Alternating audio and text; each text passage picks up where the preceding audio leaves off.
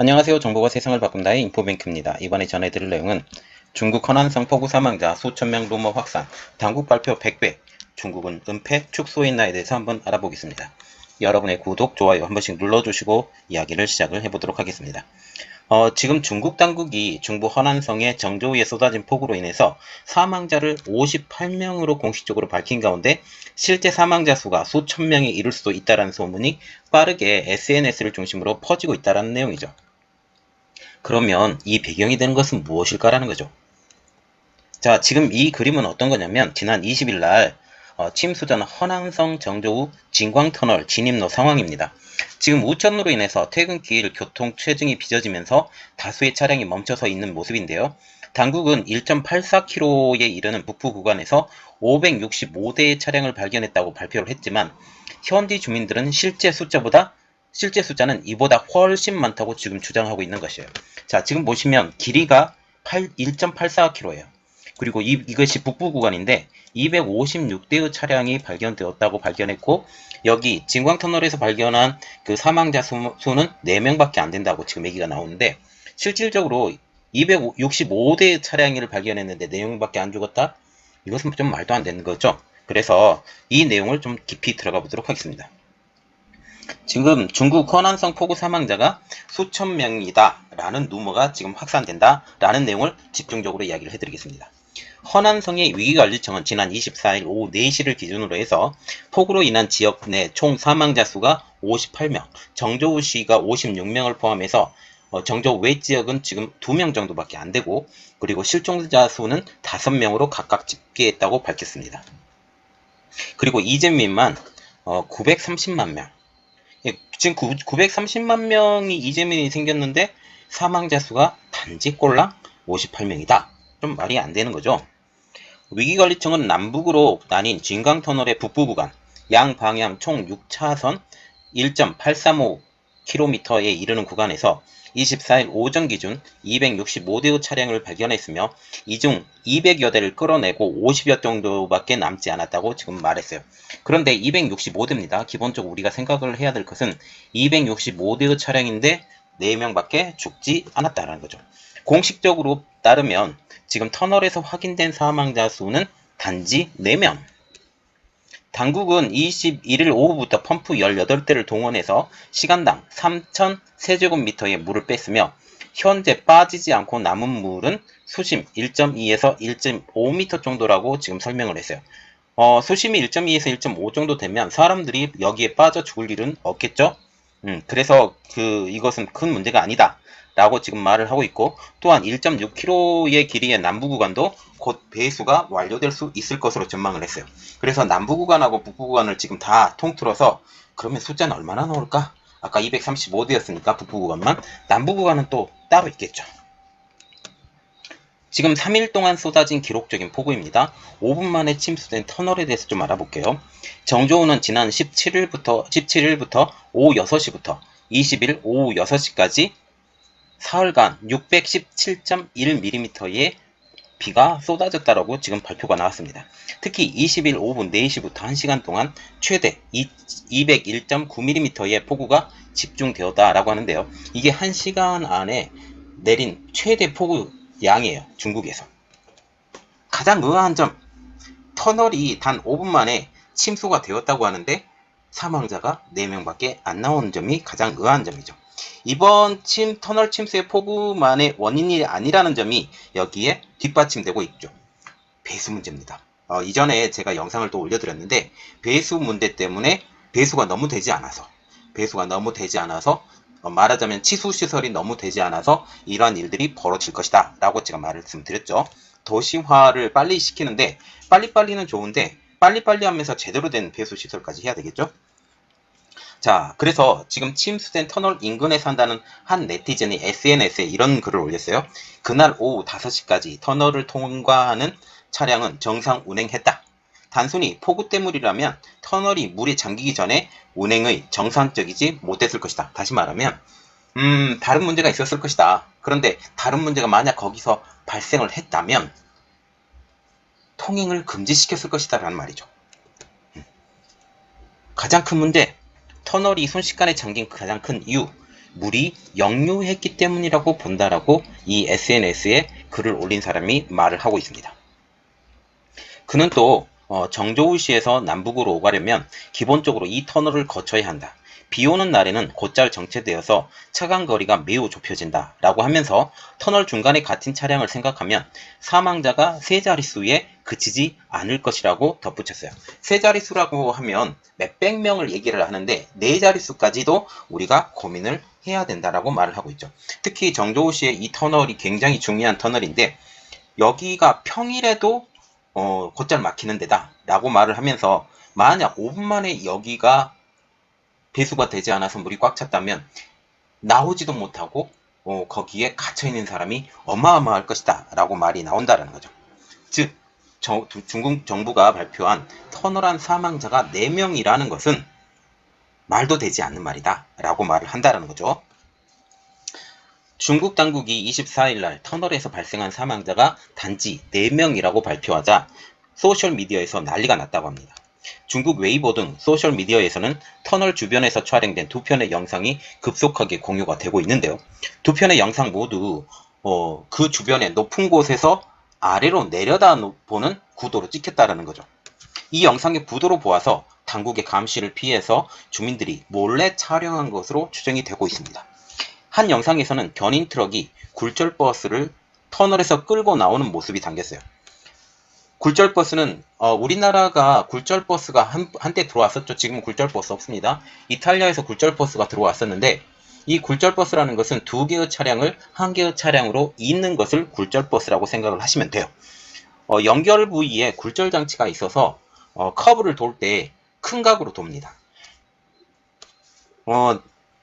굴절버스를 중국에서 투입했다라고 하는 것은 노선의 수용 인원이 많다라는 것을 의미하고 또 그만큼 이용객 수가 많기 때문에 굴절버스를 사용했어요.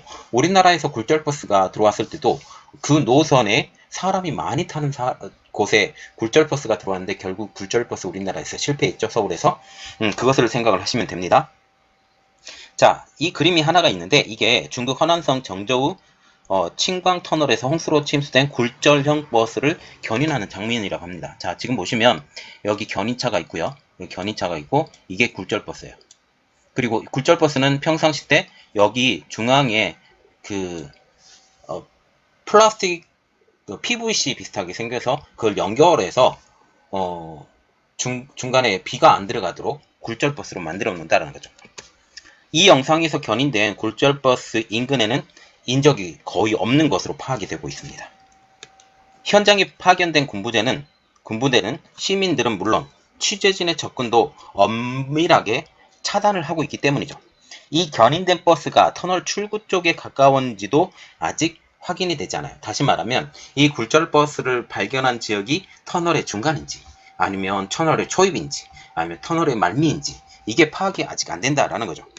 만약 이 버스가 터널의 한가운데에 중앙에 위치해 있었다면 승객 전원이 물이 차오르는 상황에서 오르막길 1km를 5분 남짓한 시간에 탈출했다고 보기가 어렵다는 거죠. 지금 이 길이가 1.3km죠. 그래서 오르막길이 한 1km가 있는데 여기를 5분 안에 탈출했던 것 어렵죠. 왜냐하면 차량이 꽉꽉꽉꽉 막혔기 때문이죠. 터널 침투 당시 퇴근 시간이었던 것을 일단 고려를 해보면 버스에는 적지 않은 승객이 탑승해 있을 거라고 우리가 생각을 할 수가 있어요. 그리고 이 터널에 버스 한 대만 있을 것이냐 아니면 한 대 이상의 버스가 고립되었을 것이냐 이것도 아직도 오리무중이라는 거죠. 일단 굴절버스 한 대가 나왔지만 이게 한 대에 그치지 않았을 가능성도 높다라는 것입니다. 이 영상을 보는 네티즌 댓글에 이렇게 달았어요. 사망자가 더 나올 것 같다. 이날 공유된 또 다른 영상 가운데 야간에 촬영된 영상도 있었습니다. 이 영상에는 대형 트럭이 천천히 이동하는 모습이 담겼는데요. 트럭 적재 부분에 흰색 자루처럼 보이는 덩어리들이 촘촘히 실렸다고 합니다. 자, 이게 그림이에요. 중국 허난성 정저우에 침수된 터널 부근에서 대형 트럭이 흰색 화물을 야간에 운송하는 장면입니다. 이게 정확하게 보면 다시 보여드릴게요. 이게 화물차예요. 화물차에 여기 하얗게 된 부분들 있죠. 이 하얗게 된 부분들이 뭐냐라는 거죠. 이 장면에서 하얀색은 시신을 담은 자루로 지금 추정이 된다는 것이죠. 온라인 게시판에도 구조 작업에 참가한 한 견인 트럭 운전기사가 침수된 터널에서 6,300구 이상의 시신을 목격했다고 말했다가 해고가 되었대요. 그리고 공안에 의해 휴대전화까지 압수당했다라는 소문까지, 흉흉한 소문까지 떠돌고 있다는 겁니다. 시민들도 중국 당국이 발표한 전체 사망자 58명, 이것은 믿지 못하는 분위기죠. 온라인에서 터널에서 발견한 6,300구 이상의 시신은 당국이 발표한 58명의 100배가 넘는 수치이고, 기본적으로 100배라고 하면 5,800명이죠. 네, 100배가 넘는 수치이고, 출처가 완전히 전혀 밝혀지지 않은 소문이라고 하지만 중국인들이 이 소문에 대해서 완전히 거짓이 아니라고 생각하는 이유가 있어요. 그 이유는 코로나19 사태를 경험한 중국 당국의 정보의 불투명성입니다. 그때 당시에 제가 영상도 올려드린 게 있었는데, 우한에 지금 화장장이 쉴 새 없이 돌아갔다 라는 말이 나왔었잖아요. 그렇게 하기 때문에, 그렇죠. 그리고 중국은 기본적으로 태낭이라는 그 CCTV 시스템들이 가지고 있어요. 그래서 여기 이 터널을 들어갈 때, 그리고 나올 때 이 사람들이 어떤 사람인지 이게 분석이 가능하다는 거죠. 그러면 실질적으로 여기에 몇 명이 갇혔는지 정확하게 나오지만, 기본적으로 차량이 200대가 넘어요. 차량이 200대가 넘는데, 그 차량이 200대가 넘는데 물이 5분 만에 찼다. 5분 만에 찼으면 이들이 여기에서 빠져나올 가능성은 제로. 간단하죠. 또한 한 온라인에서는 터널에서 실종자를 찾는 일을 하고 있는 이러한 온라인도 있는데, 이곳에서 130명의 실종 신고가 게재가 된 것입니다. 그래서 한 곳에서만 그랬어요. 다른 곳까지 일단 생각을 하면 이 숫자는 증폭이 될 가능성이 훨씬 많다는 거죠. 그리고 여기에서 130명이라는 이러한 수치는 중국 당국이 발표한 지역 전체 사망자 수인 58명의 2배가 넘는 수치라는 것을 일단 기본적으로도 알 수 있다는 겁니다.